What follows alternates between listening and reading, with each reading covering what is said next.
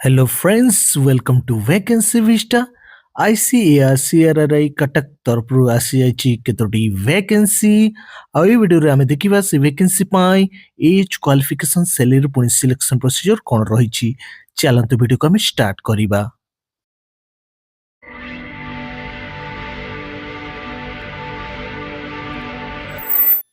Recruitment ଆସିଯାଇଛି ICAR central rice research institute Cuttack ତରଫରୁ।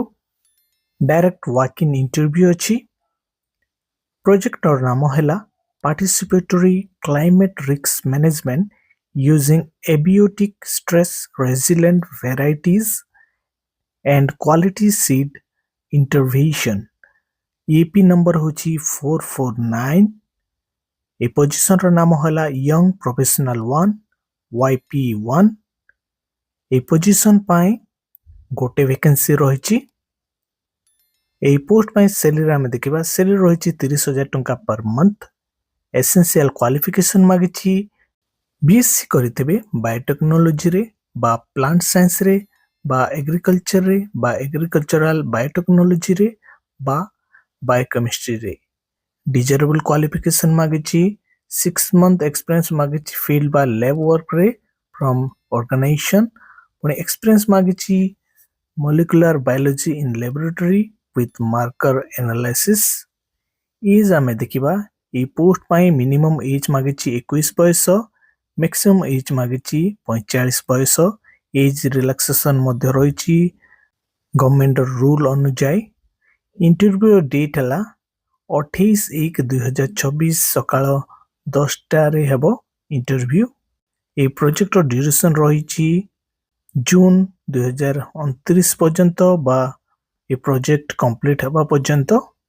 Job description आमे देखिबा कोन कोन कार्य करिया पड़िबो। मॉलिक्यूलर लैबोरेटरी वर्क सपोर्ट करिया पड़िबो, डाटा एनालिसिस करिया पड़िबो, प्रेजेंटेशन करिया पड़िबो, डॉक्यूमेंटेशन करिया पड़िबो, समस्त रिजल्ट रो पुनी ऑफिशियल वर्क सब करिवा पड़िबो। प्लेस ऑफ पोस्टिंग आमे देखिबा। पोस्टिंग हेबो ICAR CRRI कटक रे और इंटरव्यू हेबो ICAR CRRI कटक रे। केतोटी टर्म्स एंड कंडीशन आमे देखिबा। उपरोक्त पदवी संपूर्ण भाव में अस्थायी एवं स्कीम बा प्रोजेक्ट सहित समाप्त होइजिबो। स्कीम बा प्रोजेक्ट समाप्ति किंबा चयन प्रस्ताव रे उल्लेखित अवधि समाप्त हेबा परे नियुक्ति प्रार्थी सेवा स्वयं चलित भाव में समाप्त होइजिबो। प्रोजेक्ट समाप्त होला परे कैंडिडेट CRRI बा ICAR रे रेगुलर बेसिस अपॉइंटमेंट पाई आवेदन करि परिबे नाही। एज रिलैक्सेशन मध्य रहिछि SC ST पुणी OBC candidate pi government of India norms अनुसार।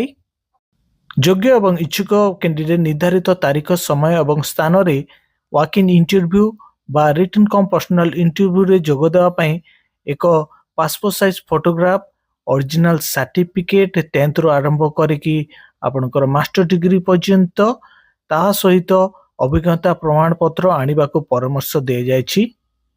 बायोडाटा फॉर्म को आपण माने डाउनलोड करि परिबे वेबसाइट रु। ताको भल भल फिलअप करी डिपॉजिट करिबे सर्टिफिकेट वेरिफिकेशन समय समस्त सर्टिफिकेट पुणी डॉक्यूमेंट सहित। ICAR CRRI डायरेक्टर पाखरे पदवी संख्या वृद्धि बा ह्रास करिवार एवं उपरे उल्लेखित पदवी पाई नियुक्ति प्रक्रिया को बातिल करिवार अधिकार अछि। डायरेक्टर निष्पत्ति समस्त दृष्टि चूड़ांत एवं बाध्यतामूलक हेबो। वॉक इन इंटरव्यू पाई बहु संख्यक कैंडिडेट उपस्थित हेले इंटरव्यू पाई कैंडिडेट को संक्षिप्त तालिकाभुक्त करिवा पाई एक स्क्रीनिंग टेस्ट करा जाई पारे। इंटरव्यू को अटेंड करिया पाई कोनसी TDA प्रोवाइड करा जिवनी। जे कोनिस प्रकार इंटरव्यू विषय प्रचार करिवा द्वारा कैंडिडेट को पदवी पाई अयोग्य घोषणा करा जिवो। जदि वर्तमान चाकरी करछंती तेबे कैंडिडेट को इंटरव्यू रे उपस्थित रहिवा पाई वर्तमान रो नियुक्तिदाता ठारू नो ऑब्जेक्शन सर्टिफिकेट आनिबा को पड़िबो।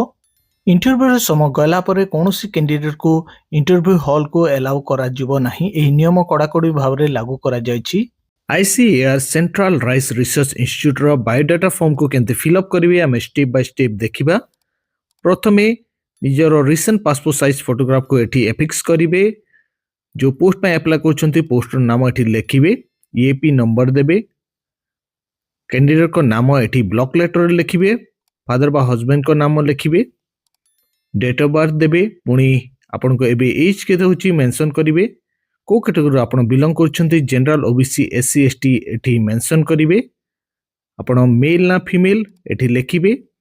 ଆପଣ ମ୍ୟାରେଡ୍ ନା ଅନମ୍ୟାରେଡ୍ ଏଠି ଲେଖିବେ। ମୋବାଇଲ ନମ୍ବର ଦେବେ। ନିଜର ଇମେଲ୍ ଆଇଡି ପ୍ରଦାନ କରିବେ। ପ୍ରେଜେଣ୍ଟ ପୋଷ୍ଟାଲ ଆଡ୍ରେସ୍ ଏଠି ଦେବେ। @PO ଡିଷ୍ଟ୍ରିକ୍ଟ ପୁଣି ପିନ୍ ଷ୍ଟେଟ୍ର ନାମ ଏଠି ମେନସନ୍ କରିବେ। ଏଠି ଏଜୁକେଶନାଲ କ୍ୱାଲିଫିକେସନ୍ ଡିଟେଲ୍ସ ପୂରଣ କରିବେ। ପ୍ରଥମେ 10th subject of specialisation board ବା ୟୁନିଭର୍ସିଟିର ନାମ, ପୁଣି ଆପଣଙ୍କର ପରସେଣ୍ଟେଜ ଅଫ୍ ମାର୍କ କେତେ ଥିଲା ଏଠି ମେନସନ୍ କରିବେ। ଡ୍ୟୁରେସନ୍ ଅଫ୍ କୋର୍ସ ଦେବେ, ପୁଣି ଇୟର ଅଫ୍ ପାସିଂ ଲେଖିବେ। 12th ବା ITI ଯଦି କରିଛନ୍ତି ତାର ମଧ୍ୟ ସବଜେକ୍ଟ ଅଫ୍ ସ୍ପେଶାଲାଇଜେସନ୍ ବୋର୍ଡ ବା ୟୁନିଭର୍ସିଟିର ନାମ, accurate percentage off mark, duration of course, ପୁଣି ଇୟର ଅଫ୍ ପାସିଂ ଦେବେ। ଗ୍ରାଜୁଏସନର ମଧ୍ୟ ସବଜେକ୍ଟ ଅଫ୍ ସ୍ପେଶାଲାଇଜେସନ୍ ବୋର୍ଡ ବା ୟୁନିଭର୍ସିଟିର ନାମ, ପରସେଣ୍ଟେଜ ଅଫ୍ ମାର୍କ, ପୁଣି duration of course, year of passing ଲେଖିବେ। ପୋଷ୍ଟ ଗ୍ରାଜୁଏସନ୍ ଯଦି କରିଛନ୍ତି ତାର ମଧ୍ୟ ସବଜେକ୍ଟ ଅଫ୍ ସ୍ପେଶାଲାଇଜେସନ୍ ବୋର୍ଡ ବା ୟୁନିଭର୍ସିଟିର ନାମ, ପୁଣି percentage off mark, duration of course, year of passing ଦେବେ।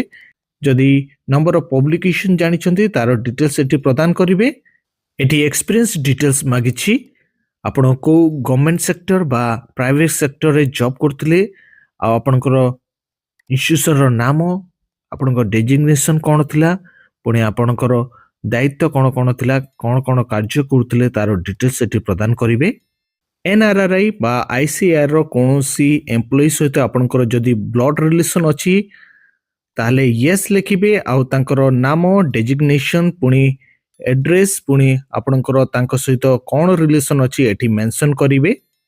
ଡିକ୍ଲାରେସନକୁ ଭଲ ଭାବରେ ପଢ଼ିବେ। ଏଠି ଲେଖା ହେଇଛି ଆପଣ ଯାହା ବି ଷ୍ଟେଟମେଣ୍ଟ ଦେଇଛନ୍ତି ଏ ଆପ୍ଲିକେସନରେ ପ୍ରତ୍ୟେକ ବିଷୟ ଟ୍ରୁ, କମ୍ପ୍ଲିଟ୍ ଏବଂ କରେକ୍ଟ ଆପଣଙ୍କର ଜ୍ଞାନ ଅନୁଯାୟୀ। ଯଦି କୌଣସି ଇନଫର୍ମେସନ୍ ଫଲ୍ସ ବା ଇନକରେକ୍ଟ ଅର୍ ଇନକମ୍ପ୍ଲିଟ୍ ଅର୍ ଇନଏବିଲିଟି ଥାଏ, ଆଉ ଇଣ୍ଟରଭ୍ୟୁ ପୂର୍ବରୁ ବା ସିଲେକ୍ସନ୍ ପରେ ଜଣାପଡ଼େ, ତାହେଲେ ଆପଣଙ୍କର କ୍ୟାଣ୍ଡିଡେଚର କ୍ୟାନସଲ୍ ହେଇଯିବ, ଆଉ ଆପଣଙ୍କର ଆପ୍ଲିକେସନ୍ ମଧ୍ୟ ରିଜେକ୍ଟେଡ୍ ହୋଇଯିବ। ଯେଉଁ ଡେଟ୍ରେ ଆପଣ ଆପ୍ଲାଏ କରୁଛନ୍ତି ସେହି ଡେଟ୍ ଏଠି ଲେଖିବେ, ପୁଣି ନିଜର ଫୁଲ୍ ସିଗ୍ନେଚର ଏଠି ପ୍ରଦାନ କରିବେ। ଆଉ ଯେଉଁ ଭେରିଫାଏଡ୍ ବାଏ ଅଛି, ଯେତେବେଳେ ଆପଣଙ୍କର ଡକୁମେଣ୍ଟ ଭେରିଫିକେସନ୍ ହେବ ସେହି ସମୟରେ ଏଠି ଭେରିଫାଏଡ୍ ହେବ, ପୁଣି ସିଗ୍ନେଚର ସିଲ୍ ପଡ଼ିବ। ଏ ଭ୍ୟାକେନ୍ସିକୁ ନେଇକି କୌଣସି ପ୍ରକାର କ୍ୱେଶ୍ଚିନ୍ ବା ଡାଉଟ୍ ଥିଲେ ଆପଣମାନେ କମେଣ୍ଟରେ ପଚାରନ୍ତୁ, ମୁଁ ଆପଣଙ୍କୁ ରିପ୍ଲାଏ ବ୍ୟାକ୍ କରିବି। ଆଉ ଏ ନୋଟିଫିକେସନର PDF ଲିଙ୍କକୁ ମୁଁ ଡେସ୍କ୍ରିପ୍ସନରେ ପକାଇଦେବି, ଆପଣମାନେ ସେଠୁ ଡାଉନଲୋଡ୍ କରି ପ୍ରତ୍ୟେକ ବିଷୟକୁ ଚେକ୍ କରିପାରିବେ।